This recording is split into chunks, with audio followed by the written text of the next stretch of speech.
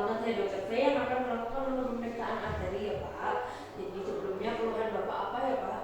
Baik, jadi kondisi saat ini dan juga riwayat penyakit sebelumnya apakah ada Pak?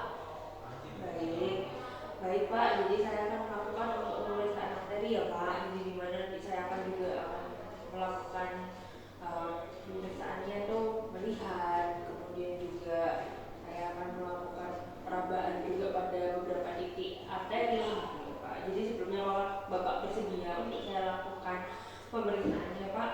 Baik, jika Bapak bersedia saya izin untuk cuci tangan langkah ya Pak. Baik Pak, saya akan melakukan untuk inspeksi dari ekstremitas superior terlebih dahulu ya Pak. Jadi saya akan melihat dari ujung jari hingga pundak apakah ada warna kulitnya cyanosis, erythema, erythema dan juga kukunya. Kemudian saya akan melihat tekstur kulit, kemudian apakah ada ulkus, ada edema, pitting atau non pitting. Kemudian apakah tampak gangguan renal. Kemudian saya akan mengevaluasi suhu kulit dengan menggunakan punggung tangan saya.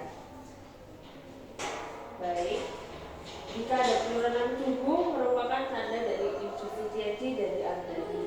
Selanjutnya saya akan melakukan untuk palpasi arteri radialis ya Pak.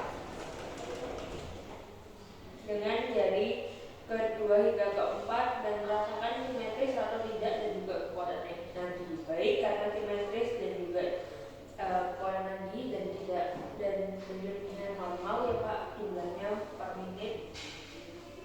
Jadi 60 hingga 100 BPM.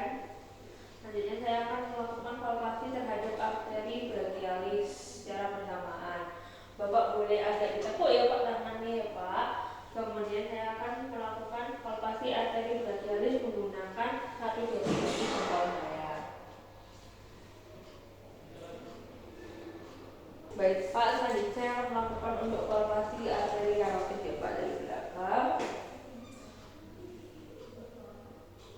Baik, selanjutnya saya akan melakukan untuk auskultasi untuk mendengarkan apakah ada bruit menggunakan stetoskop bagian diafragma saat pasien berbaring Pak. Dari karotis saya akan mendengar bruit dengan cara pasien saat pasien berbaring dengan menggunakan diafragma. Dan saya sudah letakkan satu bantal di bawah kepala pasien dan meminta pasien untuk memiringkan kepala menjauhi sisi yang diperiksa. Baik, selanjutnya saya akan melakukan palpasi untuk aorta abdominalis di bagian abdomen tengah. Kemudian saya akan mencari apakah ada pulsasi dan juga ekspansinya. Baru saya akan melakukan untuk menggunakan stetoskop untuk mendengarkan apakah ada bruit. Saya letakkan di bagian atas umbilical terlebih dahulu. Kemudian saya geser ke lateralnya sehingga sekitar 2 sampai 5 cm. Untuk letak yang pertama dari 5 cm dari atas umbilikus. Selanjutnya saya akan melakukan inspeksi untuk ekstremitas inferior. Apakah ada warna kulit yang berbeda seperti cyanosis, erythema, dan erythema, dan kuku. Kemudian saya melakukan pemeriksaan untuk tekstur kulit, ulkus, edema, adakah edema yang pitting atau non pitting, kemudian apakah tampak gangguan renal. Kemudian saya akan melakukan palpasi pada kedua arteri femoralis dengan jari kedua hingga keempat. Ini ya Pak. Baik. Jika salah satunya absen atau lebih lemah, saya akan melakukan auskultasi untuk mencari bruit. Karena simetris saya lanjutkan. Kemudian saya akan melakukan membandingkan arteri femoralis dengan arteri radialis.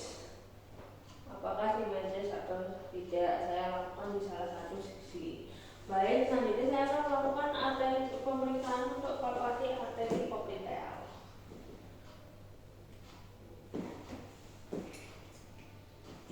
Kemudian saya lanjut untuk palpasi arteri dorsalis pedis. dengan jari kedua hingga keempat. Kemudian saya akan melakukan untuk arteri tibialis posterior juga.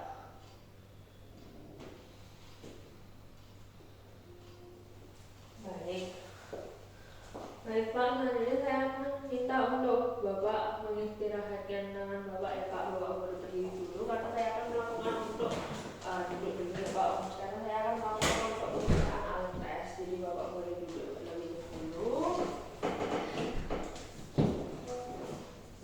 Baik, selanjutnya saya akan melakukan untuk pemeriksaan alat tes. Jadi Bapak boleh berdiri duduk terlebih dahulu ya Pak. Kemudian tangan Bapak boleh menghadap ke atas. Baik, kemudian Bapak boleh menggenggam erat tangan Bapak ya Pak. Saya akan memeriksa untuk salah satu tangan Bapak terlebih dahulu.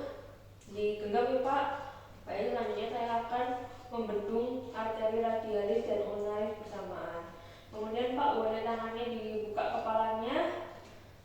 Saya melihat tangan Bapak sekarang pucat. Kemudian untuk mengukur potensi arteri ulnaris, saya akan lepaskan arteri ulnarisnya. Maka dia jika paten akan merah dalam waktu kurang dari 3 hingga 5 detik. Baik, saya juga akan ulangi untuk arteri radialis ya Pak. Ini Bapak ulangi. Baik. Selanjutnya saya akan melakukan untuk pemeriksaan khusus buat bertes ya Pak. Jadi Bapak boleh berbaring lagi ya Pak. Kemudian kakinya boleh diangkat 90 derajat ya Pak selama 1 menit, 2 menit hingga tampak terlihat pucat ya Pak. Baik, setelah 2 menit Bapak boleh duduk tegak dengan kaki menggantung ya Pak. Kaki Bapak sudah menggantung ya Pak. Saya akan membandingkan kedua kaki dan catatan waktu yang diperlukan untuk mengembalikan warna kemerahan tersebut. Harusnya kurang dari 10 detik. Kemudian mengisi vena kaki pergelangan kaki harusnya 15 menit. Kemudian saya akan mencari apakah ada kemerahan yang tidak wajar untuk mengganti warna pucat. Baik, pemeriksaan sudah selesai ya Pak. Saya akan melakukan cuci tangan 6 langkah terlebih dahulu. Setelah itu saya akan mencatat semua hasil dan juga melaporkan interpretasinya pada pasien.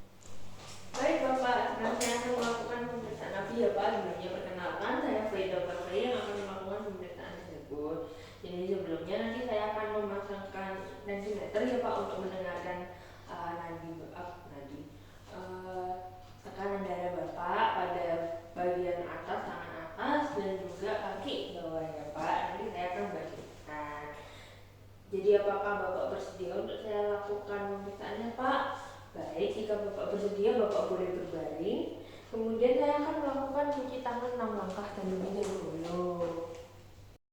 Saya akan lakukan 2 kali pengukuran tekanan darah sistolik secara palpasi pada arteri brachialis, kemudian di salah satu sisi terlebih dahulu. Kemudian saya lanjutkan dengan melakukan 2 kali pengukuran tekanan darah sistolik secara palpasi juga pada arteri dorsalis pedis atau tibialis posterior. Dilakukan di satu sisi tubuh yang sama. Kemudian saya akan mengkalkulasi AB dengan rumus rata-rata tekanan darah sistolik tungkai dibagi dengan rata-rata tekanan darah sistolik lengan. Kemudian saya akan mencatat hasil dan melaporkan hasil serta memberikan interpretasinya.